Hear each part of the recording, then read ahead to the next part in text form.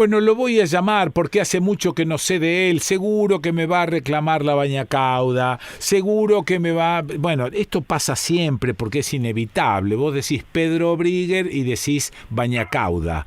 O decís Pedro Brigger y decís, comida, mi plato favorito, que era una frase de Groucho Marx. Comida, mi plato favorito.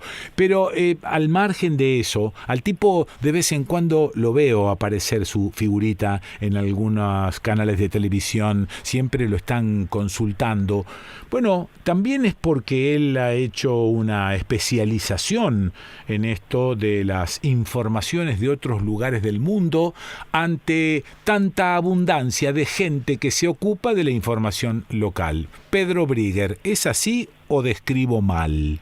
Bueno, hay algunos detalles que sí, que habría que complementarlos. Sí. Pedro Brigger Bañacauda junto a Quique Pessoa habría que agregar, y ahí habría que poner Pedro Brigger le reclama a Quique Pessoa que le haga la bañacauda que le prometió y que nunca le hizo. Sí, punto. Y que encima ahora existe la posibilidad del envío. No. Ningún envío puede reemplazar la famosa bañacauda de Quique Pessoa. No. Esa es la primera parte de tu comentario. Sí. La segunda, sí, es verdad, muchas veces lo hemos conversado, tiene que ver con mi historia personal, los idiomas, los viajes, haber vivido en el extranjero, que me hizo tan cosmopolita, que se trasladó también a la profesión. Claro, lógico. Y ahora, a ver, con esta pandemia, esto es un comentario más bien general, ¿no? ¿Se ha empatado la situación de los países del mundo? Esto no digo democratizó, digo empató la situación de los países del mundo. No, nunca se empata, Quique. Esto lo hemos conversado alguna vez. La gente más pobre siempre sufre más en cualquier circunstancia. Eso es. Sí. Y la gente que tiene mayores recursos, a ver, primero, los países que tienen mayores recursos siempre se puede manejar mejor. Dentro de los países con mayores recursos también encontrás profundas desigualdades. Claro. Incluso, por ejemplo, en Estados Unidos. Sí. Cuando decíamos que la pandemia, el coronavirus, ataca a todos por igual, cuando cualquiera se puede contagiar, en este sentido ataca a todo el mundo por igual. Pero después está la forma de cómo vos reaccionás. Eso. Si tenés cobertura médica, si no tenés cobertura médica, si tenés una casa agradable donde podés estar encerrado durante bastante tiempo o convivís con 10 personas, si tenés trabajo, si no tenés trabajo. No todo el mundo tiene la posibilidad del aislamiento. No todo el mundo tiene la posibilidad del aislamiento y además hay gente que sigue saliendo a trabajar, que pone el cuerpo y que casi nos olvidamos, desde las personas que recogen la basura, las personas que trabajan en los hospitales, las personas que trabajan en la alimentación, que siguen recogiendo los tomates, la papa.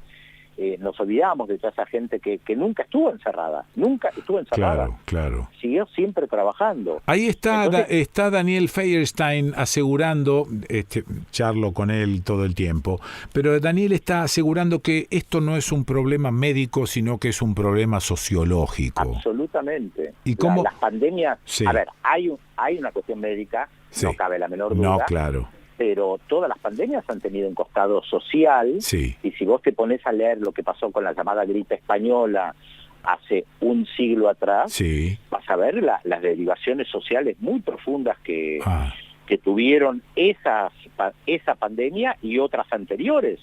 Las enfermedades infecciosas en la Argentina y las muertes de mucha gente modificaron la construcción de las ciudades, modificaron las relaciones sociales.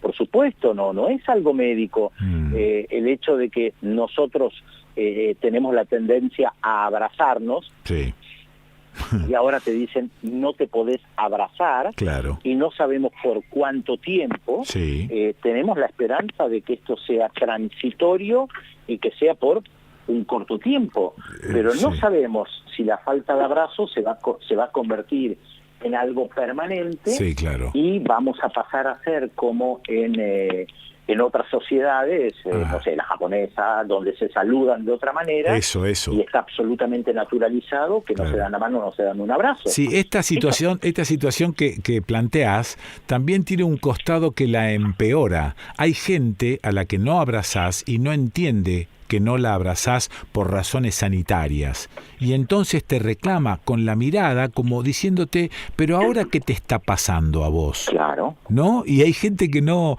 engancha, que no entiende esta especie de código de, bueno, no nos acerquemos al menos por ahora, y entonces te mira como si fueses un imbécil que lo dejaste de saludar.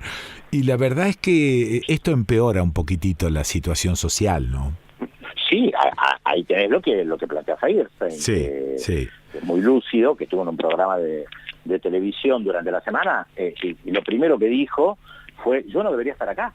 Sí, claro. Porque justamente hay que tratar de mantener el mínimo contacto social, y no debería estar acá. Sí.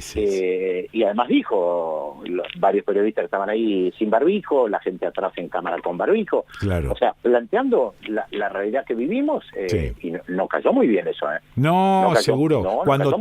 Cuando te señalan que de alguna manera estás eludiendo, casi te diría a propósito, a pesar de saberlo, un montón de cuidados, bueno, no te sentís bien.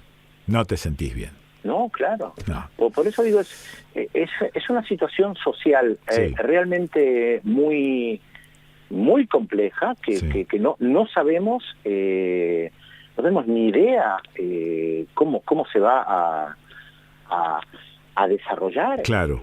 Esto no terminó. No terminó para nada, más allá de la vacuna, que tampoco sabemos en cuánto tiempo va a estar. Seguro. Y la competencia entre los países y las empresas para decir rápidamente que tenemos la vacuna. Claro. Porque eso te posiciona para recibir financiamiento. Seguro. Y después, a ver, cuando miro lo social, lo histórico, y yo inmediatamente traté de empezar a ver lo histórico también, y miro la gente más seria, que no tiene un interés económico, por ejemplo, en una empresa, te dice esto de la vacuna va para largo. Ajá. No es que de acá a 2 meses vamos a tener la vacuna y distribuirla a todo el mundo. Claro, se está planteando el tema de la producción y después la efectividad. No sabemos, Quique, cómo esta enfermedad afecta el cuerpo a mediano plazo. Claro. Sabemos a corto plazo, te contagiaste, te afectó un poco, mayor o menor medida, saliste, punto. Claro. Ahora todavía no sabemos, porque no ha sido posible ver de acá a 6 meses, 1 año, 2 años, qué secuelas deja esto. Y encima el desconocimiento de las secuelas que deja en el cuerpo social. Exactamente, ¿no? Y por eso se quiere volver a una normalidad rápido. Es la sensación de que mágicamente esto desaparece. Claro. Y volvemos a la vida de siempre. Yo no digo ni que sí ni que no, digo, esto es un poquito más complejo. Y ahí es donde lo social entra. Decime, y volviendo un poco al origen de nuestra charla y a algo que es específico tuyo, que es ocuparte de las bañacaudas y de otros países. ¿Hay algunas diferencias de tratamiento, por ejemplo, en países de Europa con respecto a la pandemia? ¿O esto es social humano general? Mira, son muchos países. Yo estuve tratando de seguir algunos países en particular. Tampoco te puedo hablar de todos. Y obviamente la actitud social no es la misma en Italia, que nosotros somos descendientes de gente que vino de Italia por el tema de los abrazos y besos, que en Nueva Zelanda o en Australia. Claro. Hay trazos en común, y esto también lo hablamos en su momento, Quique, que se violan las normas en todos lados. Mira. Y los debates políticos, lo que acá se llama la grieta histórica, se da en todos lados. Hay a veces una simplificación, casi te diría idealización o autoflagelación. ¡Qué desastre nosotros! Nuestros políticos discuten mientras el mundo se cae a pedazos. Esto en otros lados no pasa. Mentira. Pasa en todos lados. en todos lados entra el costado político y las acusaciones entre partidos de gobierno y oposición. Son muy pocos los casos donde hay un buen vínculo frente a esto que estamos hablando, ¿no? La pandemia, entre gobierno y oposición. Muy pocos casos. Claro, yo te preguntaba, esto democratiza, no es la pregunta. De alguna manera, ¿tiene algún costado positivo al final esta pandemia? ¿Empata algo? No lo veo. No lo sé. Tal vez es demasiado pronto como para responder esto. La verdad no sé qué podría empatar. Porque si estuvimos viendo que la gente más pobre se va a sentir más afectada porque tiene menos colchón. A ver, yo siempre lo grafico. Cuando hay una crisis en Alemania, la persona que se cae tiene un colchón de 20 centímetros. O sea, cae sobre un colchón de 20 centímetros. Muy bien. En las afueras de Perú, la gente que se cae no tiene ni siquiera colchón. No, claro. No es que tiene un colchón de 5 centímetros, no tiene ni siquiera colchón. Queda claro. Entonces, el golpe es diferente, sin lugar a dudas. Y los países que tienen mejores redes sociales pueden estar mejor preparados. Mira, ya que mencioné Perú, que es uno de los países en la peor situación, no me canso de leer todavía ahora, en medio de la pandemia, análisis de qué bien que le fue a Perú con el crecimiento del Producto Bruto Interno, con el crecimiento de la minería, con la liberalización del comercio. Qué bien le ha ido a Perú, que eliminó la pobreza extrema. Ahora resulta que apareció la pandemia y miles de personas huyeron de las ciudades, de la informalidad, porque no tienen dónde caerse y no tienen ningún tipo de cobertura social. Entonces, ¿qué me venís a hablar de crecimiento del PBI? Seguro. Es ficticio, es una burbuja. Entonces, otra vez nos encontramos con que las personas que viven, que trabajan en la informalidad, no tienen ningún tipo de cobertura. Bueno, es un problema muy serio. Pero bueno, estados como el nuestro, por eso yo te preguntaba si había alguna diferencia con algún estado europeo, porque estado como el nuestro, absolutamente endeudado, no que no tenga disposición de cosas, sino que está absolutamente endeudado, en una situación como esta, es muy limitada también la ayuda que puede dar, que puede proveer. En cambio, quizá haya estados europeos que sean más específicos en cuanto a la posibilidad de ayuda. ¿Es así? Sin lugar a dudas. Y además, no te olvides, Quique, que si vos estás en el Reino de España, estás dentro de la Unión Europea y el salvataje te lo da la Unión Europea. Solo, tal vez no podría, pero te lo da la Unión Europea. Entonces, acá hay algo muy importante al respecto, y es el respaldo del Banco Central Europeo y de una decisión política de potencias económicas que tienen la capacidad de financiar con mucho dinero. Algo que se planteó en la década pasada en América Latina, por ejemplo, cuando se debatía el tema del Banco del Sur. Que nunca terminó de consolidarse, o nació ahí como un proyecto más que nada. Banco del Sur. Pensaba con un Banco del Sur como parte de la UNASUR, justamente frente a crisis, no se sabía qué crisis, pero frente a una crisis, que los países de la región pudieran apoyar a los países más débiles y pudieran financiar proyectos. Ahora, por múltiples motivos, esto no nació. Entonces, ni siquiera tenés esta red que tiene justamente la Unión Europea, que permite, en un momento de crisis como esta, salir con un salvataje millonario. ¿Alguien nos está ayudando ahora a nosotros o nos las estamos arreglando con lo que hay? Yo creo que nos arreglamos con lo que hay. Sí, tal vez la ayuda, en realidad la ayuda, el hecho de no tener que pagar ahora inmediatamente la gigantesca deuda, sí, es algo que puede verlo como ayuda en cierta medida. Pero es una decisión política de este gobierno. Eso es. Volvemos siempre a las decisiones políticas. Son las decisiones políticas que te marcan si hay mayor cobertura social, cobertura médica, si hay seguro de desempleo, o si tenés conexión a internet. Escúchame, en Estados Unidos estaba leyendo, en el estado de Illinois, donde está la ciudad de Chicago, la gente que vive en peores condiciones sociales tampoco tiene acceso a internet. o sea, o tiene y se le acaba el abono muy rápido. Eso es. Mira, esto lo leí hace cosa de 1 año y medio, 2, sí, que me llamó mucho la atención respecto de la gente negra más pobre, que yo la verdad no lo había pensado porque no era un tema que yo seguía, pero se planteaba la cuestión médica, sí, de que, bueno, sí, tenés un médico o una médica que puede ir a tu casa a hacer un cierto seguimiento de tu familia. El Estado tal vez te lo brinda. Sí. Pero para continuar con eso, vos tenés que estar conectado y tenés que poder llamar al Seguro Social, a la médica o a lo que fuere, para darle continuidad. Sí. Y en ese artículo que leí, que la verdad fue muy ilustrativo para mí, me enseñó mucho, se planteaba que la gente más pobre se le acaba el abono a mitad de mes. Claro.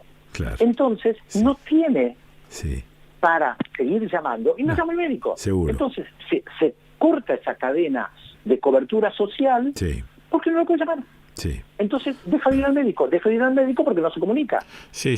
Y entonces, esto encima en un país que siempre tenemos como que, bueno, allá debe ser distinto. Allá nadie debe estar sin cobertura. Y no es así. No, justamente hay mucha gente sin cobertura. De hecho, en el medio de la pandemia estaba leyendo que en la ciudad de Chicago, la alcaldesa había planteado que creo que había 200.000 hogares que no tenían acceso a Internet para hacérselo gratuito, especialmente pensando en los niños y niñas que tenían que poder acceder a las clases virtuales. Eso es. Entonces, fíjate que eso también ahí existe. En ese sentido, los problemas son muy similares, porque las respuestas a la pandemia han sido muy similares. Cerrar colegios, cerrar los viajes. Entonces, en todos los lugares se debate, ¿abrimos los colegios o no abrimos los colegios? Claro. ¿Cómo abrimos los colegios? ¿Con 15 chicos en un aula o con 3 chicos en un aula? Eso. Obviamente, en aquellas ciudades con mejor nivel educativo, con mejor infraestructura, donde tenías 15 alumnos, lo vas a poder manejar mucho mejor que en un colegio donde tenés 40 alumnos. Lógico. A ver, yo fui a un secundario donde éramos creo que 45. Sí. Yo no sé qué pasa hoy en los colegios secundarios, cuántos cursos tienen 45. La verdad no lo sé porque no es un tema que yo sigo. Ahora, obviamente en un colegio donde tenés en el secundario 20 chicos, lo vas a poder manejar mejor que en uno que tiene 45. ¿Dónde lo metes a los 45? No, sin duda. Si tenés 15, lo separás de alguna manera, bueno, lo podrás manejar. Bueno, esto se está planteando en Francia, en España, en Nueva Zelanda, en Australia, en todos lados. En todos lados. Yo creo que y las reacciones humanas de desobediencia también se dan en todos lados, Quique. Claro. Ahora, chauvinismo aparte, la sensación que tengo es que todavía acá tenemos atención hospitalaria gratuita. ¿Esto está bien pensarlo de esta manera o hay que empezar a criticar un poco también el sistema? A ver, yo no puedo opinar demasiado sobre el sistema de salud, pero sí te agregaría lo que veníamos hablando. Ahí eso me hace acordar a lo que el sociólogo francés Bourdieu planteaba ya hace muchos años respecto a lo que es el capital social y el capital cultural. Entonces, una persona de clase media que conoce sus derechos va a un hospital y si no lo atienden protesta. Y una persona acostumbrada a bajar la cabeza llega al hospital, le dicen no lo podemos atender, baja la cabeza y se queda esperando 4 horas o se va a su casa. Claro, Entonces, el capital cultural que vos tenés es muy importante. El conocer tus derechos es muy importante. Me queda claro. Y ahí, por más que tengas atención gratuita para todo el mundo, no es lo mismo. Ese capital social es importantísimo. El capital social de tener, por ejemplo, un amigo o una amiga médica que te pueda atender. No, bueno, eso aparte, listo. O sea, me pasa algo y tengo en mi círculo íntimo, no sé, 3, 4 médicos, médicas lo llamo, tengo un problema, ¿qué hago? Claro. Bueno, espera que paso por tu casa y te doy estas pastillas que tengo. Seguro, pero esa es una prerrogativa que no goza todo el mundo. Exactamente, porque no tienen familiares médicos. El familiar que tienen es una cajera de un supermercado, un remisero, que recoge la basura. Entonces, ese es su entorno social. Le podrá servir para tal vez para una mudanza, pero no le va a servir para un momento de crisis donde no tiene un médico o un dentista cerca. Gracias, Pedro. Notaste que no te pedí ninguna receta, ¿no? No estoy pidiendo recetas. En otras épocas siempre decía, bueno, ¿y entonces cómo salimos? No. No estoy pidiendo. ¿No querés que te dé ninguna receta? No, salvo la de la bañacauda si tenés una nueva. No empieces otra vez. No empieces otra vez. No. Te mando un abrazo grandote. ¿Vos te acordás en Radio Municipal, Radio Ciudad, ahí en ese estudio gigantesco, la gente gritándote bañacauda para Brigger, bañacauda para Brigger? ¿Te acordás? Me acuerdo. Popular. Qué gracioso. Nora Cortiñas había grabado un mensajito. Sí, exactamente. Justicia para Brigger. Consigan la bañacauda de Pessoa. Y además se está acabando el invierno. Necesito comer una bañacauda antes que termine el invierno. No, bueno, después nos juntamos, encendemos un aire acondicionado y comemos igual. Hace 30 años que me prometes lo mismo, Pessoa. Abrazo, Pedro. Abrazo para ustedes, cuídate. Bueno, cuídate, sí, vos cuídate también. Lo escuchaste a Pedro Brigger. ¿Dónde? Y aquí, en el desconcierto.